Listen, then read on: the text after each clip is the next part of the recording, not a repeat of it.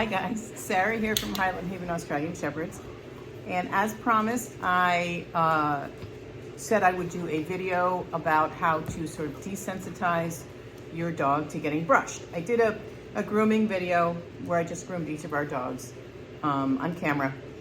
Just our standard grooming stuff, nothing special.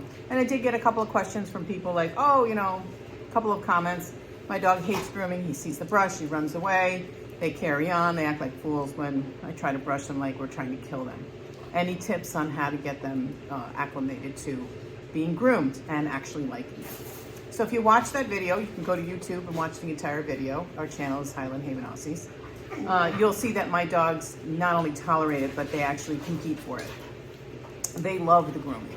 And if you have a bunch of dogs, grooming is an easy way to give them individual attention, which then encourages them to really like grooming. We'll see how long this camera lasts before somebody knocks into it, by the way. Easy trick. For those of you who are familiar with our pack, you know that Twiggy is kept separated a lot. So this is her first time back in the pack in a day or so. So she's super excited to see everybody. So she's consequently off the wall with excitement, which is kind of nice. She's happy to see everybody. All right, so I'm gonna, I can do you. Can I do you? Will you demonstrate? All right, you guys need to get off. Go, go, go, go, go. All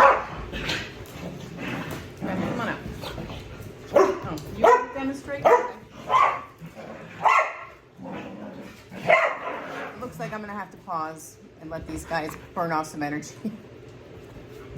Twig, calm down. Calm down.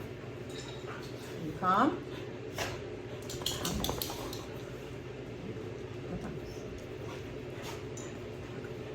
Tula, come here, baby.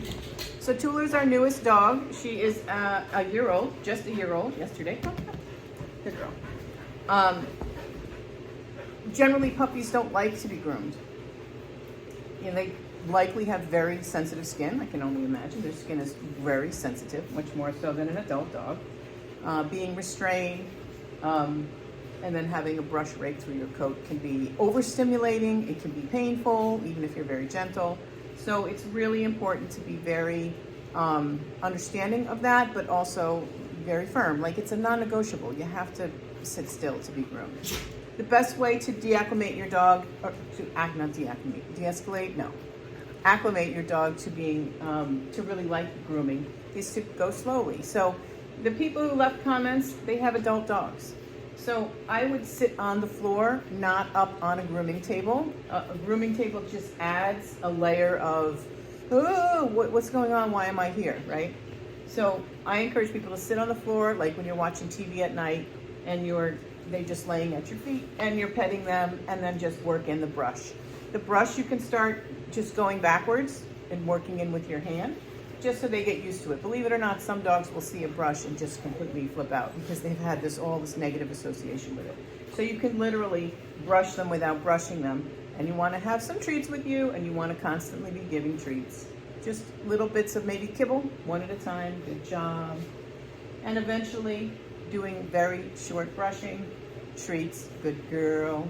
She doesn't need treats because she actually has learned to really like it. But if you go back in my videos, you'll see when she was younger, I did very, very simple, short groomings with her. Puppies don't need a lot of grooming. It was simply to get her acclimated to the process. Good job. So I'm alternating pets and strokes with brushes, right? And you want to keep it super short. You know, maybe initially 15 seconds, right? Depending on how upset your dog is by the process. And then stop, give treats, and try again the next night.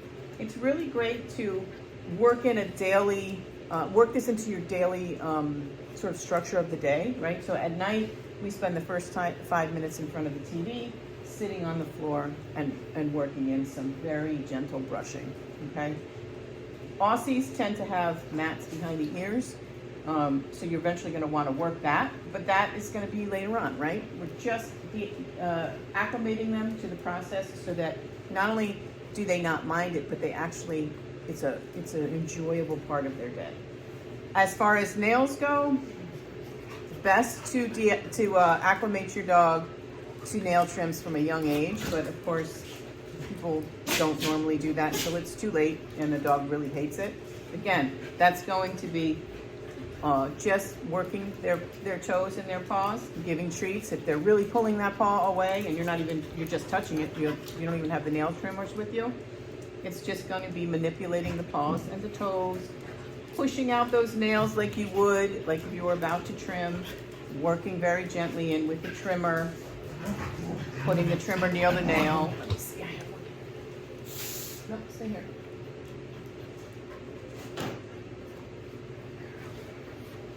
Right, again, we're not actually trimming the nails.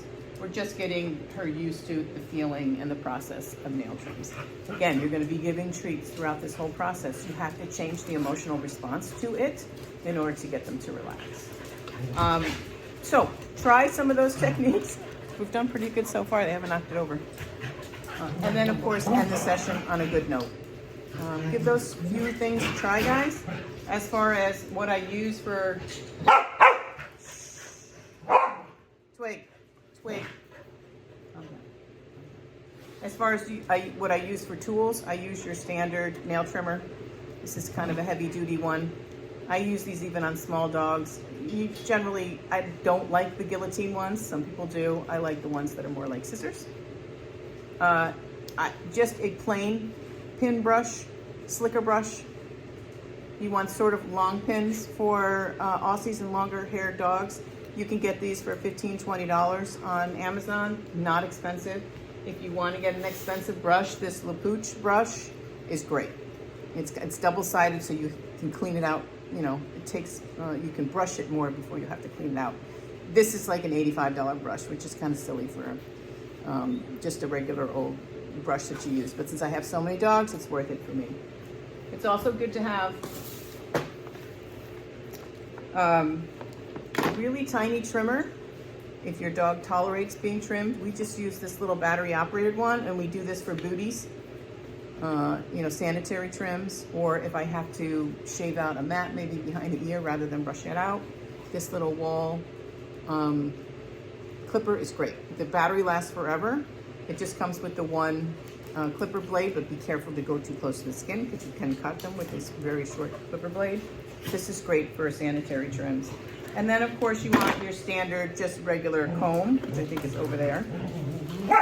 I use the Dremel for filing the nails. Not all dogs' nails need to be filed. Depends on what your floor situation is. Right now we have tile, so I don't care. They're not going to scratch anything.